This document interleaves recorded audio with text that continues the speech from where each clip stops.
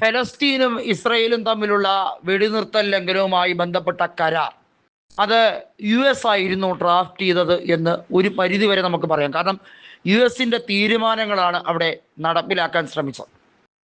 ഫലസ്തീൻ നോക്കിയപ്പോൾ അത് വെടിനിർത്തലിലേക്ക് ശാശ്വത പരിഹാരമായി വരുമെങ്കിൽ അത് തന്നെ ഇപ്പോൾ അഭികാമ്യം എന്ന് പറഞ്ഞാണ് അതിനെ സമ്മതിച്ചത്. എന്നാൽ ഇസ്രയേൽ അത് ലംഘിക്കുകയാണ് ചെയ്തത്. ഇപ്പോഴത്തെ US കരട് പ്രമേയവുമായി ബന്ധപ്പെട്ട് UN വോട്ടെടുപ്പ് ചർച്ച ആരംഭിച്ചു കഴിഞ്ഞിരിക്കുന്നു. അവിടെ സുരക്ഷാ സമിതിയിലുള്ള പ്രധാന രാജ്യങ്ങൾ, നമുക്കറിയാം സുരക്ഷാ സമിതി രാജ്യങ്ങൾക്ക് വീറ്റോ അധികാരമുണ്ട്. അവർ നല്ല രീതിയിൽ തന്നെ പറഞ്ഞിരിക്കുന്നത് UN തീരുമാനങ്ങൾ അംഗീകരിക്കും, എന്നാൽ ഫലസ്തീൻ എന്ന രാജ്യത്തെ അല്ലെങ്കിൽ സ്വതന്ത്ര രാഷ്ട്രത്തെ അംഗീകരിക്കാൻ താല്പര്യമില്ലാത്ത ഇസ്രായേലിൻ്റെ നടപടികളെ ഞങ്ങൾ എതിർക്കും എന്ന് തന്നെയാണ് പറഞ്ഞത്. അമേരിക്ക മാത്രമാണ് ആ നിലപാടിൽ വെള്ളം ചേർക്കുന്നത്. മറ്റൊരു രാജ്യത്തിന്, എന്തിനാണ് ഞാൻ പറയുന്നത്, യൂറോപ്യൻ രാജ്യമായിട്ടുള്ള ഫ്രാൻസിനോ അതല്ലെങ്കിൽ യൂറോപ്യൻ യൂണിയനിൽ അംഗത്വം ഉണ്ടായിരുന്ന UK അതായത് ബ്രിട്ടനോ ഇത്തരത്തിൽ ഒരു തീരുമാനമെടുക്കാൻ താല്പര്യപ്പെടുന്നില്ല. അതുകൊണ്ട് തന്നെയാണ് UN വോട്ടെടുപ്പിലേക്ക് എത്തുമ്പോൾ ഇസ്രായേൽ വീണ്ടും എതിർപ്പുമായി വരികയാണ്.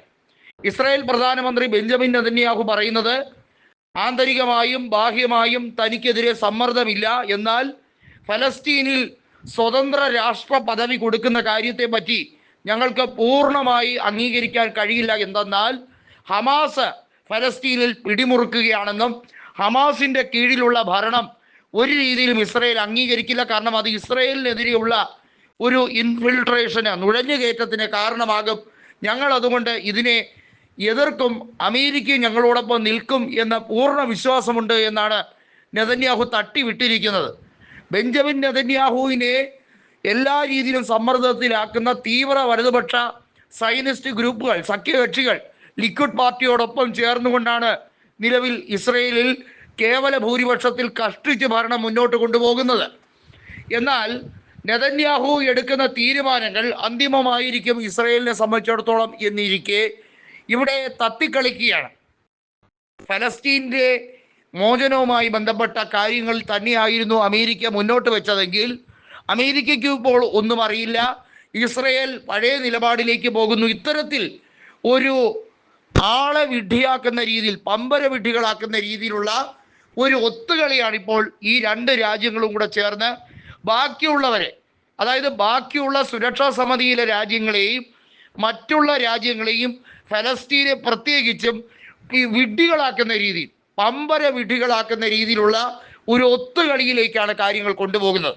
അതിന് നെതന്യാഹു പറയുന്നത് താൻ മാത്രമല്ല തൻ്റെ സഖ്യകക്ഷികളും ഈ കാര്യത്തിൽ തീവ്രമായ നിലപാടിൽ തന്നെയാണ്. ഒരിക്കലും ഫലസ്തീനിൽ ഹമാസ് വരരുത് എന്ന പൂർണ്ണമായിട്ടുള്ള ആഗ്രഹം ഞങ്ങൾക്കുണ്ട്, അതുകൊണ്ട് തന്നെ ഞങ്ങൾ എതിർക്കുമെന്നാണ്. ഒന്ന് ആലോചിക്കൂ, ഫലസ്തീനിൽ ഹമാസ് വന്നാലും ഇല്ലെങ്കിലും നേരത്തെ നിലനിൽക്കുന്ന വെടിനിർത്തൽ ലംഘനവുമായി ബന്ധപ്പെട്ട അമേരിക്ക മുന്നോട്ട് വെച്ച ഉപാധിയാണ് ഇസ്രയേൽ തള്ളിപ്പറഞ്ഞതെന്ന് ഓർമ്മിക്കണം.